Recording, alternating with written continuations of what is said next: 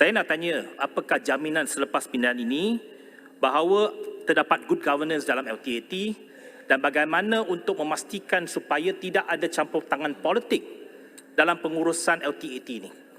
Kebetulan Datuk Ketua pada hari ini, pada pagi ini, PAC membentangkan laporan berkenaan dengan projek AES. Saya nak baca satu perenggan dari dalam lampiran kepada laporan ini. Lampiran laporan yang telah dibuat oleh Jawatan Kuasa Siasatan Tadbir Urus Perolehan dan Kewangan Kerajaan Jabatan Perdana Menteri yang ditubuhkan oleh Kerajaan Pakatan Harapan di bawah dipengerusikan oleh Tan Sri Amrin Buang yang mengatakan terdapat dalam laporan ini 26 muka surat 26. Terdapat beberapa siri perbincangan telah dibuat untuk menyelesaikan isu AES ini. Satu perbincangan telah diadakan di MOF pada 3 September 2014 mengenai penyelesaian pengambilan alihan AES.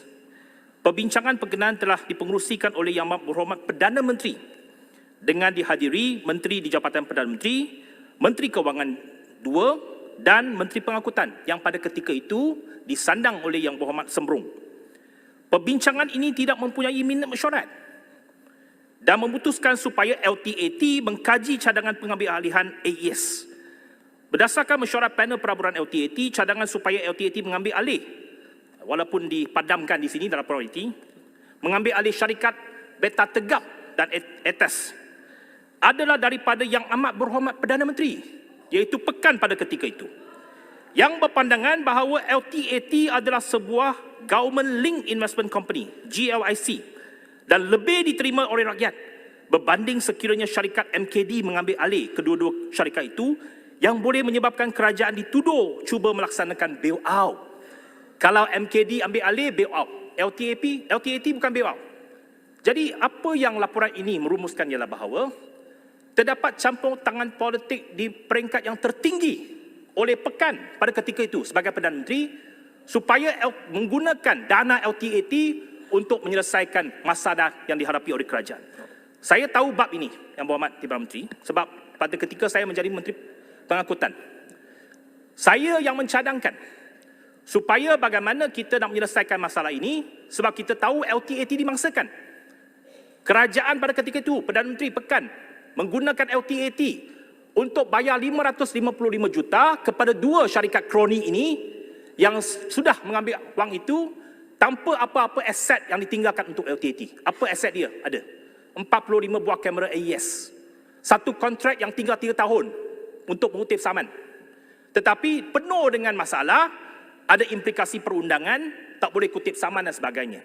Apabila Pakatan Harapan ambil alih, saya sebagai Menteri Pengangkutan mencadangkan supaya kerajaan bayar balik 555 juta kepada LTAT dan kita tamatkan kontrak itu supaya kerajaan ambil alih projek AES ini.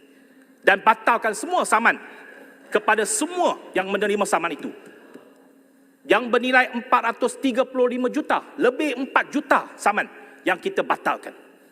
Pokoknya, Datuk Ketua, apa yang saya nak katakan ini? Ialah bahawa LTAT ini telah dijadikan alat politik oleh pentadbiran terdahulu. Dijadikan alat untuk menyelamatkan masalah-masalah projek yang memerunggu kerajaan. Dan saya berharap dan saya menyuruh setiap anggota tentera di negara ini dan setiap veteran, bacalah laporan PAC pada hari ini.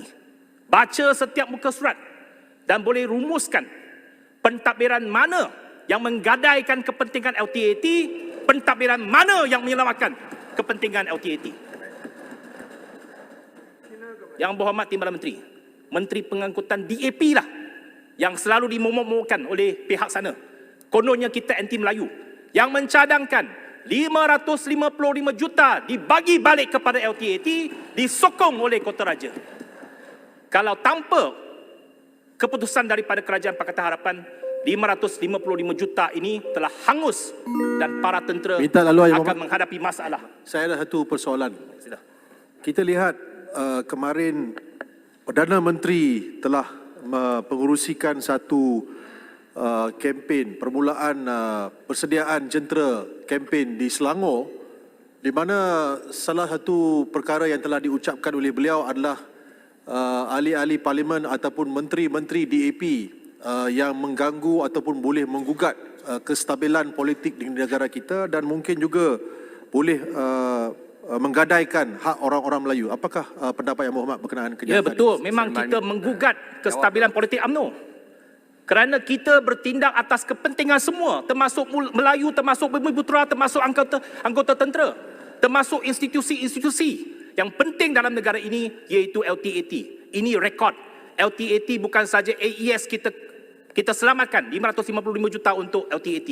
Satu lagi projek, iaitu projek KVDT 2 yang kita batalkan projek itu kerana ada kesangsian antara projek itu, tetapi sebab ada penglibatan LTAT, Kerajaan Pakatan Harapan, kita bincang balik, runding balik, kita kembalikan projek itu kepada syarikat DMIA LTAT untuk projek landasan berkembang KVDT 2. Selepas kita jatuh, siapa yang batalkan projek itu? Yang Berhormat Air Hitam, Menteri Pengangkutan daripada MCA, yang membelakangkan kepentingan LTAT, batalkan projek itu. Sampai hari ini belum selesai. Jadi boleh rumuskan, siapa yang menggadaikan prinsip LTAT, siapa yang mempertahankan kepentingan LTAT. Sekian, terima kasih.